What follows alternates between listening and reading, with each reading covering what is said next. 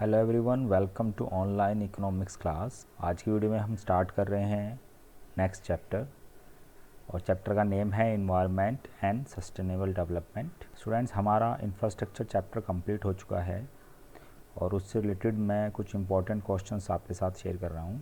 और ये जो इंपॉर्टेंट क्वेश्चंस हैं ये आप अपने नोटबुक में या नोट्स में प्रिपेयर करेंगे। तो चलिए आज का चैप्टर स्टार्ट करते हैं। इन्वायरमेंट के कॉन्सेप्ट को स्टडी कर लेते हैं कि what is environment. Environment is defined as all those condition and their effects which influence human life, मतलब जो हमारी लाइफ को किसी न किसी तरह से प्रभावित करता है, या हम कह सकते हैं ये हमारी जितने भी हमारे आसपास या सराउंडिंग्स हैं और जितने भी एक रिसोर्सेज एग्जिस्ट करते हैं हमारे आसपास, वो सारे रिलेट हैं इन्वायरमेंट से। अगर हम बात करें डेफिनेशन की, what is the definition of environment, तो according to the environment protection act 1986 में एक एक्ट बनाया गया जिसमें ये बोला गया कि भाई जो हमारा इन्वायरमेंट है हमें उसको भी प्रोटेक्ट करना है। जब हम डेवलपमेंट कर रहे हैं इकोनॉमी के अंदर, अपने कंट्री के अंदर, तो साथ साथ में ऐसा ना हो कि जो हमारा डेवलपमेंट है वो हमारे इन्वायरमेंट को किसी तरह से इफ़ेक्ट करे, है ना। तो उसके लिए एक्ट बनाया गया। तो उसमें एक्ट के अंदर क्या डेफिनेशन दी गई इन्वायरमेंट की, तो environment includes water, air and land and the inter relationship which exist among and between water, air, land and human being. तो यहाँ पे क्लियर हो गया कि भाई इन्वायरमेंट तो ये है कि वाटर हो गया, एयर हो गया, लैंड हो गया, लेकिन इसमें इंटर रिलेशनशिप बताई है विद ह्यूमन बीइंग, हमारे साथ, एंड अदर क्रिएचर्स मतलब जो अदर एनिमल्स हैं या प्लांट्स हैं या माइक्रो ऑर्गेनिज्म हैं उनके साथ। तो कहीं ना कहीं जितने भी लिविंग्स और नॉन लिविंग्स एग्जिस्टेंस हैं ऑन द अर्थ या हमारे आसपास, हमारे सराउंडिंग में, उन सब का जो एक रिलेशनशिप है, आपस में जो इंटर रिलेशनशिप है, वो कहीं ना कहीं इन्वायरमेंट को ही एक्सप्लेन करती है या उसको डिफाइन करती है। ये डेफिनेशन क्या बताती है कि there are physical as well as living elements of environment. तो इन्वायरमेंट में, तो चलिए पहले फिजिकल एलिमेंट्स को डिस्कस करते हैं। ये नॉन लिविंग थिंग्स होती हैं और ये हमारे सराउंडिंग्स में एग्जिस्ट करती हैं।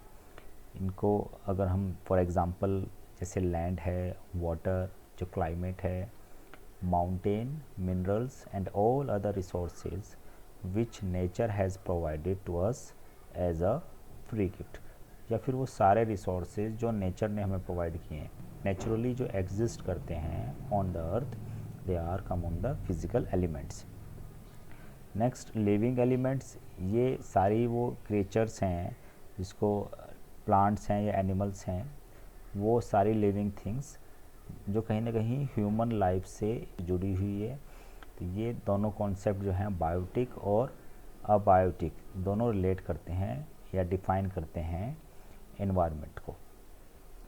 Now let we discuss about the significance, या फिर हम इनको फंक्शंस भी कह सकते हैं एनवायरनमेंट के, कि क्या इम्पोर्टेंस है हमारी लाइफ में एनवायरनमेंट को लेके। सो जो पहला फंक्शन है एनवायरनमेंट का, वो हम कह सकते हैं कि इन्वायरमेंट सप्लाइज रिसोर्सेज या environment offers resources for production. अब जो भी इकोनॉमी के अंदर प्रोडक्शन प्रोसेस होता है वो रिक्वायर्ड होता है, उसको कुछ फिजिकल रिसोर्सेज की ज़रूरत होती हैं, और ये रिसोर्सेज आपके हो सकते हैं मिनरल्स, वुड, वाटर, सॉयल, है ना। ये सारे जो रिसोर्सेज हैं थ्रू इन्वायरमेंट हमें मिलते हैं और ये as a free gift of nature होता है। और ज़्यादातर इन रिसोर्सेज में से हम यूज़ करते हैं input for production. In fact production is simply the process of conversion of natural resources into useful things.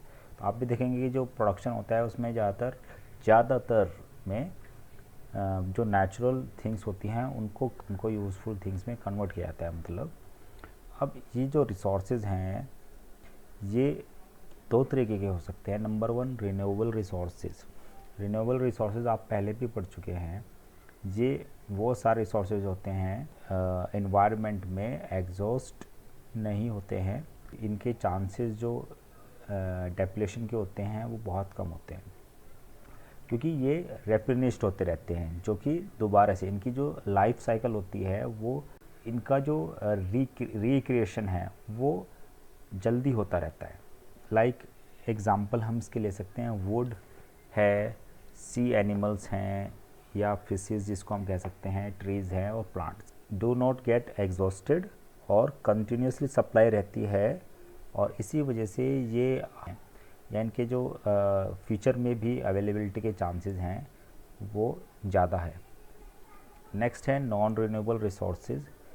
ये वो रिसोर्सेज हैं जो कि एग्जॉस्टेड हो जाएंगे, मतलब फ्यूचर में जो जिन ख़त्म हो सकते हैं या नियर बाई ख़त्म होने वाले हैं, कॉन्टीन्यूसली यूज़ कर रहे हैं, और कॉन्टीन्यूसली यूज़ करने के साथ साथ जो इनकी रीसाइकल मतलब कि जो उनकी रिक्रिएशन की साइकिल है उसका जो टाइम लिमिट होता है वो बहुत ज़्यादा होता है।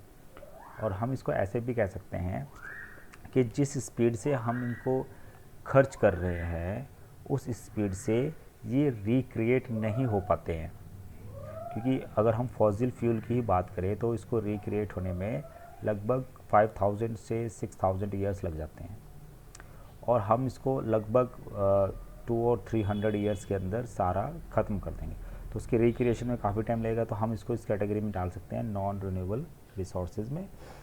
और इसका एग्जांपल है जो जितने भी आपके फॉसिल फ्यूल्स हैं, ऑयल्स हैं, डीजल्स हैं, पेट्रोल, ये सारी चीज़ें इसके एग्जांपल्स हो जाते हैं।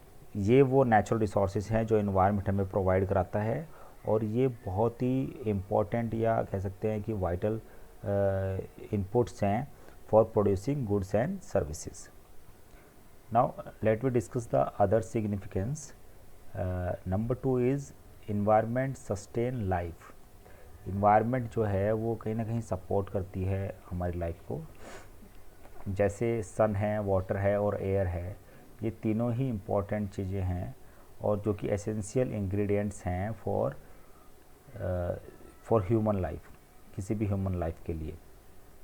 और इनके अब्सेंस में क्या होगा, जो ह्यूमन लाइफ है वो कहीं ना कहीं एंड हो जाएगी। मतलब बिना सनलाइट के हम सर्वाइव नहीं कर पाएंगे, बिना वाटर के हम सर्वाइव नहीं कर सकते, और विदाउट एयर भी हम सर्वाइव नहीं कर सकते हैं।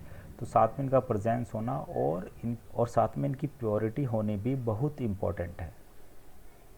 Next is environment assimilates waste. हम वेस्ट क्रिएट करते हैं अपने आसपास या अपने लैंड के ऊपर, उस वेस्ट को एब्जॉर्ब भी तो इन्वायरमेंट ही कर रहा है। और अगर आप देखेंगे जितनी प्रोडक्शन एक्टिविटी हो रही है, कंजप्शन एक्टिविटी हो रही है, वो सबसे ज़्यादा वेस्ट या जिसको हम ये कह सकते हैं कि फॉर्म ऑफ गार्बेज इकट्ठा करती है due to the production, due to the consumption. अब इतना वेस्ट जो इकट्ठा होता है उसको कौन एब्जॉर्ब कर रहा है, वो इन्वायरमेंट ही एब्जॉर्ब कर रहा है। Next is environment enhance quality of life, जिसको हम कह सकते हैं इन्वायरमेंट प्रोवाइड्स एस्थेटिक सर्विसेज। अब ये सर्विसेज कैसे हो सकती है, देखिए जो हमारी सराउंडिंग होती है, जो हमारे आसपास का एरिया होता है, तो अगर आप देखेंगे जहाँ पर रिवर्स हैं, ओशंस हैं, माउंटेन्स हैं, डेजर्ट्स हैं, वहाँ पर जो ह्यूमन बींग्स हैं वो ज़्यादा इन्जॉय करते हैं और उन्हें ऐसा लगता है कि जो उनकी क्वालिटी ऑफ लाइफ है वो इन एरियाज़ में ज़्यादा अच्छी है। और यही रीज़न है कि इन एरियाज़ में जो टूरिज़्म होता है या जो गैदरिंग होती है ह्यूमन बींग की वो बहुत ज़्यादा होती है। अब ये सारे जो एलिमेंट्स हैं ये कहाँ से आ रहे हैं, ये आ रहे हैं थ्रू द एनवायरनमेंट।